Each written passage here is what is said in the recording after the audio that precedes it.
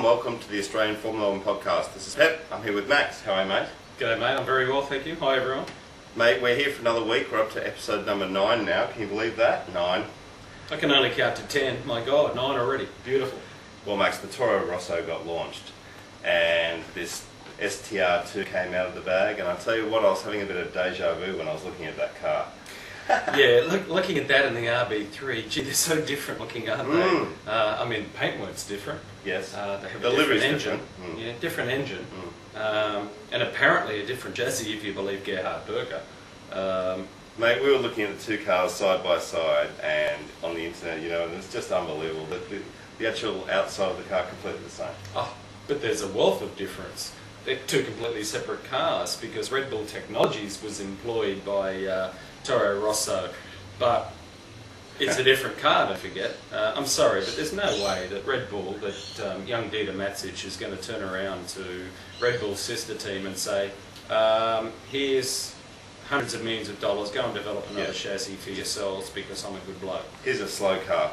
And Adrian Newey designing what he thinks is the best car ever in the Red Bull racing car, and then designing another car that's slower. Why would you do that? You'd just take your ultimate design. Well, that's it.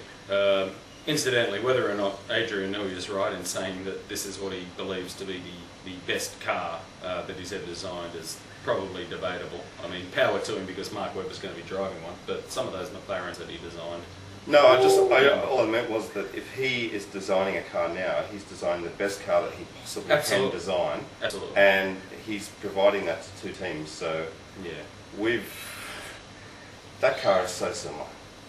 Yeah, again, the paintwork and the engine, just looking at the front, looking at the front nose, the front wing, even the side pods, just from a front view, it is identical, except for a few wing plates perhaps, or end plates, but other than that it's the same car. Mate, let's be honest. Yeah, it's the same car, it's identical. I just hope it's quick, because if it's quick, the RB3 will be quick. Admittedly different engines, but if the aero and the chassis are good, then we should be fine.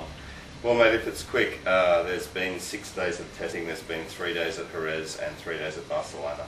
And at the end of all that, Coulthard was fastest, and Max, you know, do we really even want to talk about this? I mean, is the Red Bull quick? Well, I guess it was fastest at the end of 6 days of testing, but not knowing at all what other teams were doing and what they were actually testing on the day. But I don't want to, you know, we don't want to go into it. We all know that testing times are fairly innocuous. They don't mean too much. In my opinion, a lot of people might disagree. A lot of people might think that it's an early form guide. If you're quick in testing, then that translates to being quick on the track. But let's face it, in the last few years prior to this year's testing, Ferrari were always quick in testing, but always got off to a slow start at the beginning of the season. That's normal. Well, mate, Toro Rosso released their car and they confirmed one driver, Antonio Luizzi. So that was the first time in a while I think I've seen a team launch their car with one driver. And the latest news is that speed will be confirmed. But to just bring that Toro Rosso out with Antonio is a little strange. It is a little strange, but then again, I mean, we're getting to the crunch time now, and at the end of the day, they hadn't signed a second driver at that stage. Yes, it's waiting for the cash, the greenbacks. Yeah. But again, I agree with you, mate. It's a bit strange to launch a car with just one driver, but I'm sure some of our emailers and subscribers could point out when that's been done before. Send us an email if that is the case. Yeah, I find it quite strange. Yeah. Absolutely.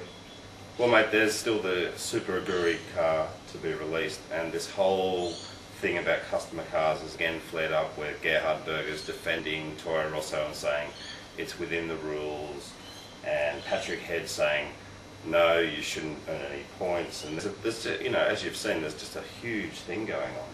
There is, and Patrick Head's come out and said that either both Super Aguri and Toro Rosso shouldn't earn any constructors points this year, because as we know, Super Aguri are going to be racing last year's Honda chassis, the RA106, I think it is, and ostensibly it's the same car. There's been no development as from a chassis perspective as to how it all of a sudden is going to be a Super Aguri car. Yeah.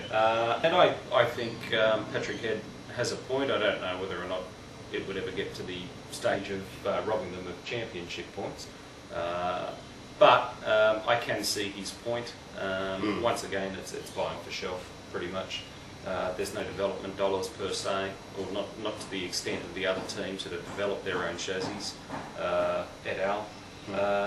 And I think Patrick's got he's got a point. But it remains to be seen what the Super Aguri car looks like.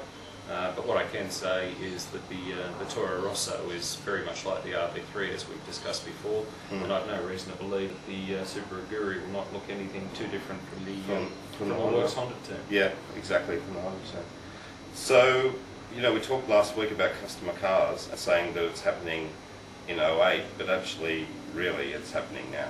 I mean, there's people running around effectively with customer cars, and that's just the way Bernie and the others are letting Formula One be, I guess.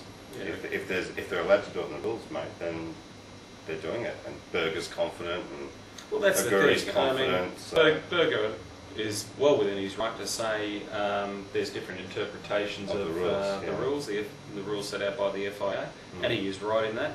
And a lot of people, myself included, have taken a different position to Gerhard Berger. Not saying either of us are right or wrong, but it does seem pretty strange to me that when I look at the RB2, other than a few slight modifications, it is ostensibly, to me, the same car as the RB3. Yeah. But that's for the FIA to decide. It's not for me nor us to decide, I guess. I agree, mate. So what else have we got to talk about, mate? Well, mate, I think that's the end of this week, so we're going to wrap things up. Thanks very much for watching, everyone. Okay, the answer to that question was nothing. All right, we have nothing else. Nothing for this episode, but more to come. Oh yes, as the season hots up. Less than 30 days, mate. Woohoo! Stay tuned. Okay, guys, we'll see you next time. Thanks for watching. Thanks, everyone. Okay, bye. I thought we had more than just that. No, we just... That was it. That's a beaut. The answer to that question was nothing. People are not going to laugh at that.